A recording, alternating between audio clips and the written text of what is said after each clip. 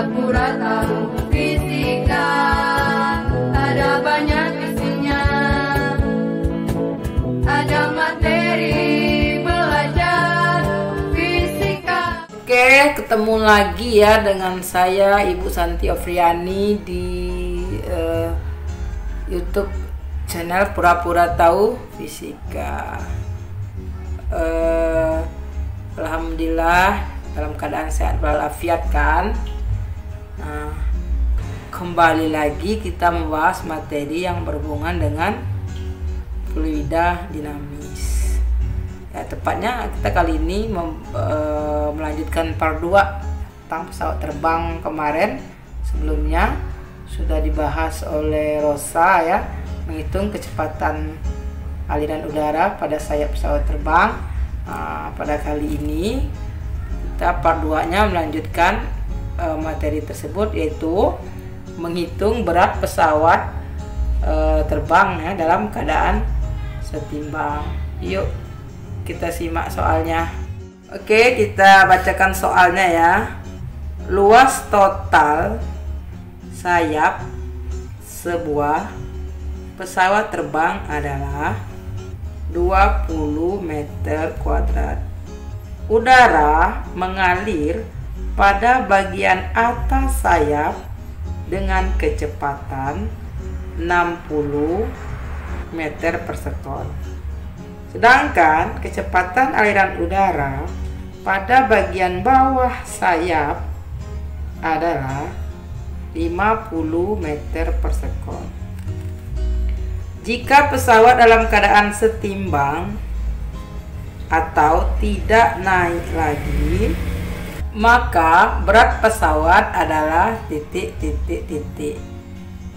Diketahui rho udara ya, atau massa jenis udara sama dengan 1,29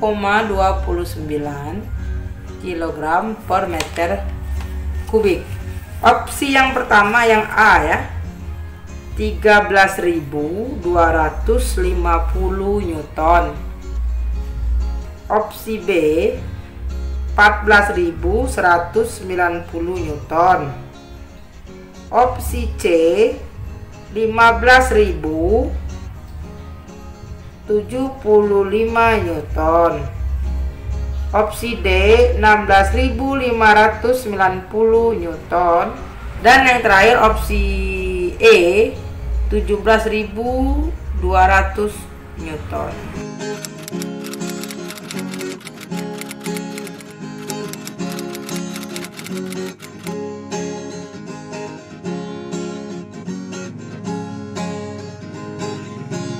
Oke, di sini sudah ada ini ya, gambar kira-kira ilustrasi ya sebuah pesawat terbang ya. Jadi kita akan menggambarkan gaya-gaya yang bekerja pada pesawat terbang ya, sebelum kita bahas jawabannya. Ini yang pertama ada yang namanya gaya dorong ya. Kalau di sini katakanlah pusat atau titik berat ya pesawat. Di sini ada gaya dorong ya. Gaya dorong. Gaya dorong itu dialami ya, atau dimiliki oleh sebuah pesawat terbang dikarenakan di pesawat terbang itu ada mesin ya. Jadi mesin itulah nanti yang berfungsi untuk mendorong atau membuat pesawat itu ke depan. Jadi kita buat aja di sini karena dia ya ada mesinnya. Kemudian berikutnya ya, nah gaya yang ke belakang. Nah, ini yang dikenal dengan gaya gesekan.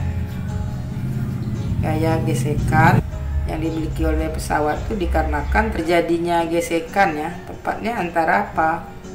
Antara udara dengan ya, dengan apa kira-kira? Ya, dengan sama yang dialami oleh motor ya, dengan bodi motor. Kalau motor sini karena pesawat, yaitu dengan bodi pesawat. Nah, kan udara kan bergerak di bodi pesawat bagian luar. Oke, kemudian berikutnya pesawat itu ya karena beratnya ya, makanya karena dia memiliki massa berarti dia memiliki berat. Nah, di pesawat itu juga ada gaya berat. Jadi gaya berat itu dimiliki oleh pesawat tadi karena apa? Ya, karena massa ya. Setiap benda pasti memiliki massa, oleh karena itu setiap benda nanti pasti memiliki berat yang tentu saja berbeda-beda tergantung dari massanya. Kemudian berikutnya ya, sini ini ada gaya angkat. Gaya angkat ya. Ya, pesawat ini memiliki gaya angkat ya. Gaya angkat yang dimiliki oleh pesawat ini ya, seperti di video sebelumnya yang membahas mengenai kenapa pesawat terbang bisa terbang kan. Nah, itu dijelaskan bahwa kenapa memiliki gaya angkat, karena penyebabnya adalah karena kecepatan aliran udara di atas sayap pesawat lebih besar daripada di bawah sayap, sehingga mengakibatkan tekanan di bawah sayap lebih besar tekanannya daripada di atas sayap. Maka muncullah yang namanya gaya angkat. Nah, karena di soal tadi dikatakan pesawat dalam keadaan setimbang ya, pesawat dalam keadaan setimbang, dalam keadaan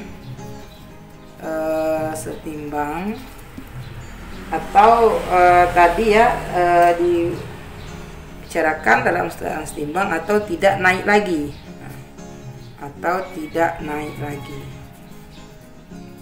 Nah, kalau pesawat dalam keadaan setimbang atau tidak naik lagi ini berarti nanti yang terjadi adalah di sini ya, otomatis gaya angkat ya. Jadi gaya angkat pesawat kan sama dengan berat pesawat. Yang kita kenal gaya angkat itu kan delta F. Nah, berat itu W. Nah, nanti karena soal di permintaannya seperti itu, nanti kita akan menjawabnya nanti dengan delta F sama dengan W, atau gaya angkat sama dengan berat pesawat. Yuk kita simak lanjutan. Oke, kita buat diketahui dulu ya, diketahui.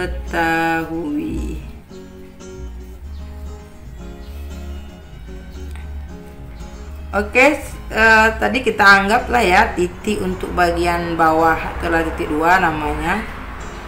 Bagian atas itu 1 ya, itu membedakan antara kecepatannya tadi. Untuk A ya, atau yang dikenal dengan luas menampang sayap tadi ya, A tadi adalah iya diketahui tadi 20 meter kuadrat. Kemudian V1 nya ya, kecepatan aliran udara pada bagian atas sayap ya, V1. Oke, untuk penamaan ini ya, 1, 2 nya ini ya, itu boleh di bawah 1, boleh di atas 2 ya, bisa saja. Kebetulan saya dipilih bagian atas 1, bagian bawah 2. Oke, berikutnya V2 ya, seperti pada soal tadi, V2 adalah 50 meter per sekon. Oke, diketahui berikutnya adalah rho udara. Iya. Rho udara. Iya, berapa rho udaranya? Iya. 1,29 kg per meter kubik. Oke, sekarang ditanya tadi adalah berat pesawat, berarti tanya berat, simbol berat tadi adalah iya, W sama dengan titik-titik tanda tanya. Sekarang kita jawab. Oke, karena pada sayap pesawat terbang itu ya merupakan salah satu penerapan dari hukum Bernoulli ya. Jadi kita akan memulai menjawabnya dari persamaan Bernoulli. Kita tulis di sini persamaan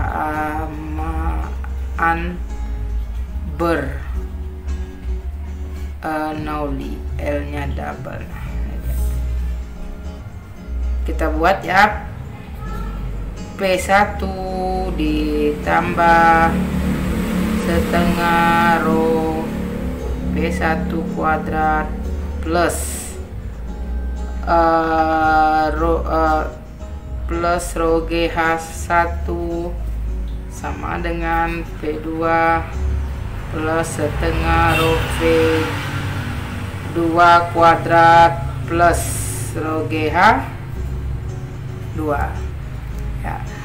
Ini misalkan spidol ini katakanlah pesawat terbang ya. Nah, jadi karena pesawat terbang ini kan mendatar, otomatis kalau pesawat terbang ini mendatar atau sejajar, maka H1 dengan H2 nya kan sama ya. H1 dan H2 nya sama. Jadi kita buat di sini ya, karena pesawat mendatar, jadi otomatis H1 sama dengan H2 seperti itu. Jadi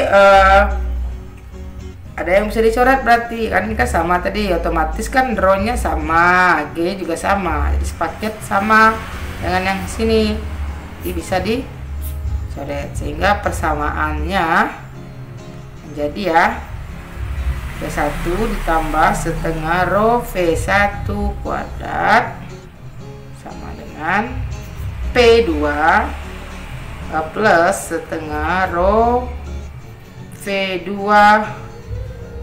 kuadrat. Jadi ingat penulisan P1 dan rho tetap antara P dan rho tetap dibedakan. Oke, karena tadi tekanan di bagian bawah lebih besar daripada bagian atas ya, kan bagian bawah tadi indeksnya adalah 2 ya, otomatis P2 lebih besar daripada P1. Jadi kita buat saja, jadi P2 dikurang P1 kita pindah ruaskan, jadi sini P2 dikurang P1 sama dengan ya setengah rho V1 kuadrat dikurang setengah rho V2 kuadrat. Nah, jadi P2 dikurang P1 yang dikenal dengan delta P atau perubahan tekanan. Jadi secara matematika ya bisa dikeluarkan ya, yang sejenis, jadi P1 kuadrat dikurang P2 kuadrat. Jadi delta P sama dengan setengah rho tadi adalah 1, ini ya 1,29 dikurang P1 tadi 60 kuadrat dikurang 50 ya V2 tadi kuadrat.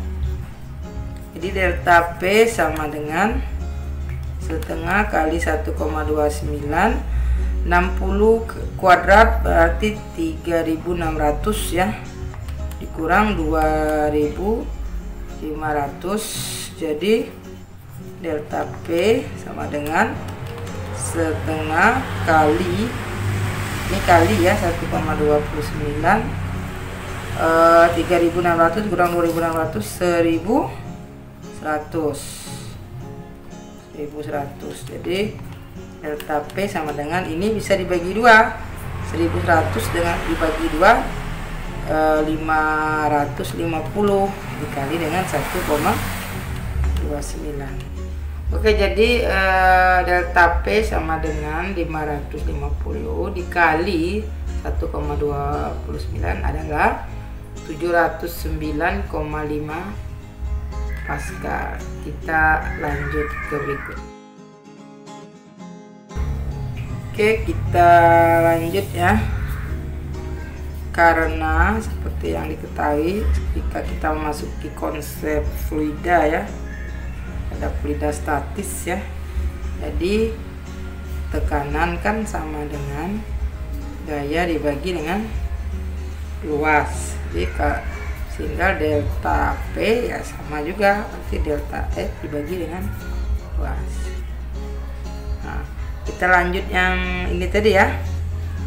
Berarti delta F sama dengan delta P dikali dengan A. Jadi delta F sama dengan delta P tadi sudah ada nih.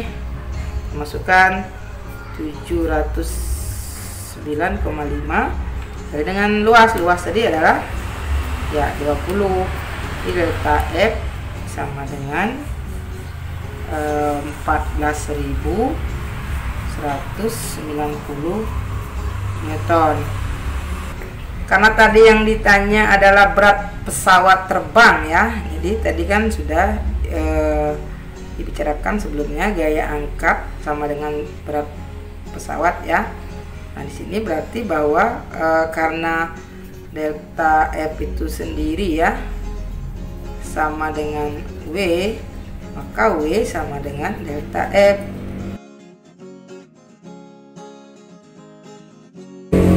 Jadi berat pesawat adalah 14.190 Newton. Jadi kalau kita lihat di opsi itu ya, di ABC, maka jawaban yang benar adalah iya B. Demikianlah pembahasan soal kita kali ini ya, tentang menghitung berat pesawat terbang ya dalam keadaan setimbang pada fluida dinamis. Semoga video ini bermanfaat buat adik-adik dan siswa sekalian ya. Semoga cepat mengerti. Kita akhiri pertemuan kita kali ini ya. Sampai jumpa di video berikutnya. Dadah.